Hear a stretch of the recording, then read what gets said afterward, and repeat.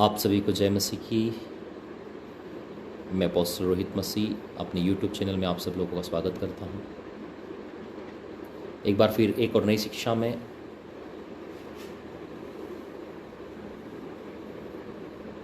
प्रभावशाली प्रार्थना, सामर्थी प्रार्थना, प्रभावशाली प्रार्थना, सामर्थी प्रार्थना का रहस्य। सामर्थी प्रार्थना का रहस्य पहले पार्ट में मैंने बताया था कि प्रार्थना की शुरुआत हम लोग आराधना से करें, और सामर्थी प्रार्थना का रहस्य का दूसरे पार्ट में मैं आप लोगों को सिखाना चाहता हूं, जो प्रभु यीशु मसीह ने मत्ती रचित सुसमाचार उसके 6वें अध्याय में प्रार्थना के विषय में कहा। प्रियो, 6 पद यदि आप देखते हैं, वहाँ लिखा है, जब तू प्रार्थना करे तो अपनी कोठरी बंद कर, कोठरी में जा और द्वार बंद कर। जब आप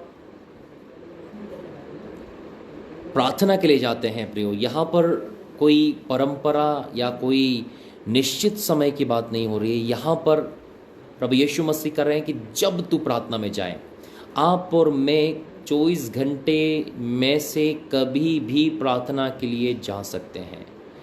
जब आप प्रार्थना करने जाएं, जब भी आपके हृदय में प्रार्थना करने की इच्छा हो, जब भी आपके पास खाली समय हो, ऐसा नहीं कि कोई लोग आपको कहे नहीं सुबह ही प्रार्थना करना है, नहीं रात में प्रार्थना करना है। मैं आपसे कहना चाहता हूँ, यीशु मसीह कह रहा है जब तू प्रार्थना करे। हम कभी भी, किसी भी समय, किसी भी पहर हम प्रार्थना कर सकते हैं, क्योंकि प्रिय, प्रार्थना का मतलब होता है परमेश्वर से बात करना। आप और मैं कभी भी और किसी भी समय अपने पिता से बात कर सकते हैं, अपने पिता के पास जा सकते हैं और अपने पिता से बात कर सकते हैं। इसलिए प्रभु यीशु मसीह ने मत्ती की किताब उसका 6 अध्याय और 6 पद में कहा है, जब तू प्रार्थना करें। इसका मतलब आप और मैं कभी भी प्रार्थना कर सकते हैं।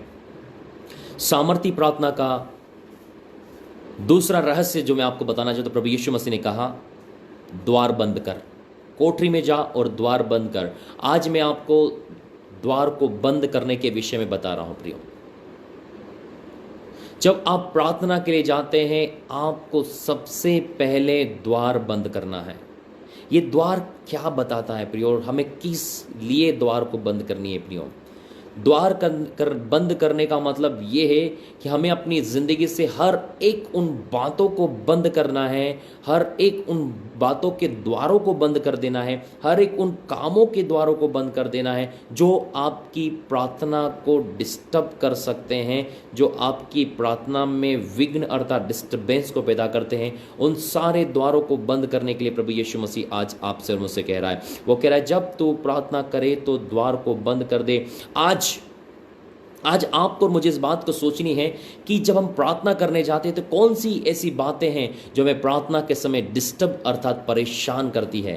प्रियो, जब आप प्रार्थना में डिस्टर्बेंस अर्थात परेशानी को और डिस्टर्बेंस को और परेशानियों को महसूस करेंगे, आप प्रार्थना में परमेश्वर से सही रीति से कनेक्ट नहीं हो पाएंगे।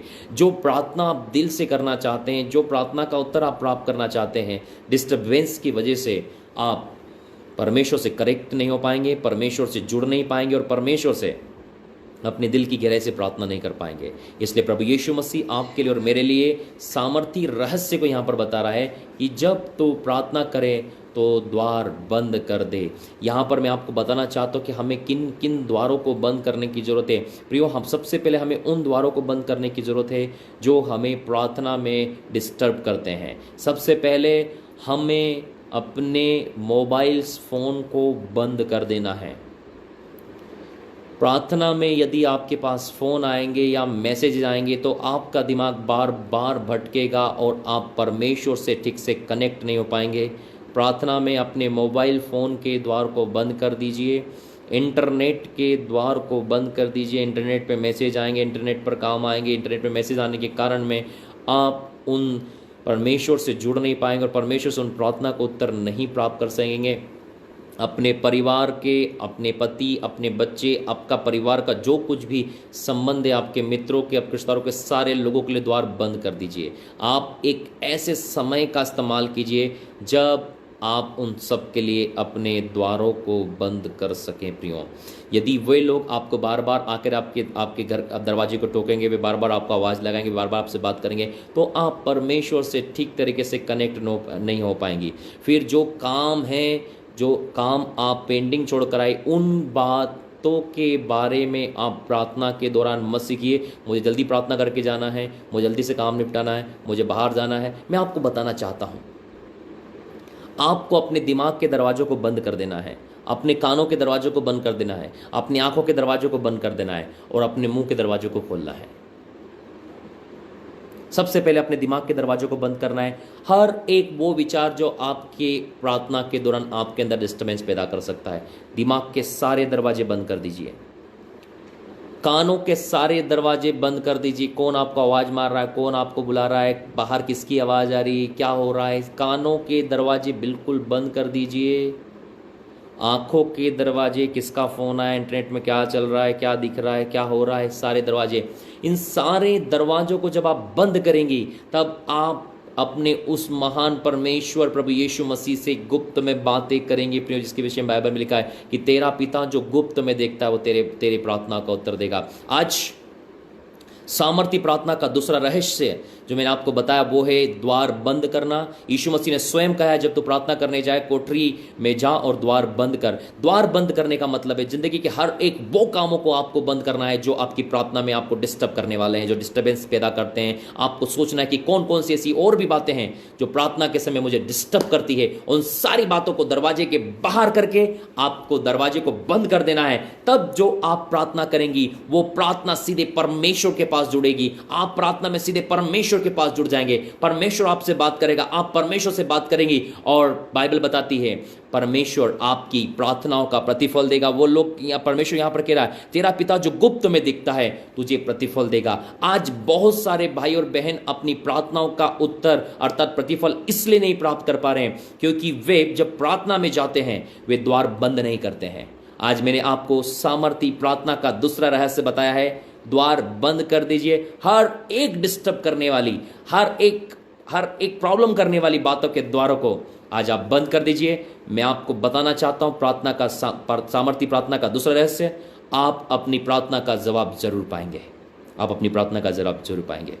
तो मैं विश्वास करता हूं कि ये दूसरा रहस्य आपको समझ में आया कि हमें अब तक हम द्वार खोलकर प्रार्थना कर रहे थे इसलिए सारा डिस्टर्बेंस हो रहा था।